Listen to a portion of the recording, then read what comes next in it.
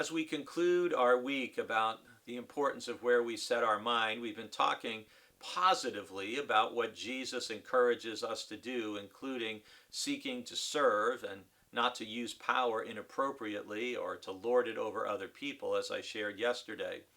But I want to conclude the week with what I think is arguably the harshest teaching, the harshest chapter, if you will, in the Gospels when it comes to Jesus forcefully condemning something, and in this case, a group of people, for how they're acting and for their attitude and how they treat people.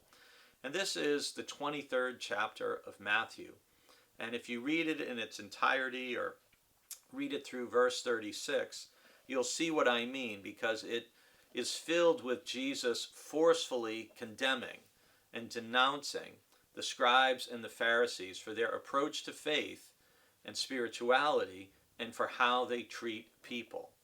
And in verses 23 to 24, Jesus says this: "Woe to you, scribes and Pharisees, hypocrites, for you tithe mint, dill, and cummin, and have neglected the weightier matters of the law, justice and mercy and faith.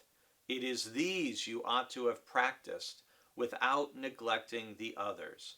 You blind guides, you strain out a gnat and swallow a camel." So what is Jesus getting at in forcefully condemning the scribes and the Pharisees in this way?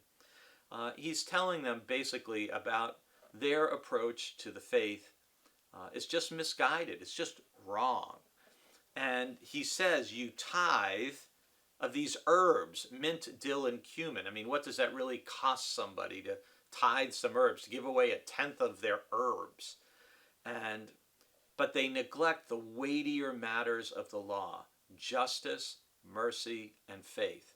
These are three things that really matter to God from the beginning of the Bible to the end: justice, mercy, and faith. And these are three things that for you and for myself as individual Christians, for us as a church, that's what we want to focus on: the weightier matters of the law: justice, mercy, and faith. And Jesus goes on to say, talk about the hypocrisy of the scribes and the Pharisees in this chapter, and how they just are missing the heart of what he's about, the heart of what our faith is about.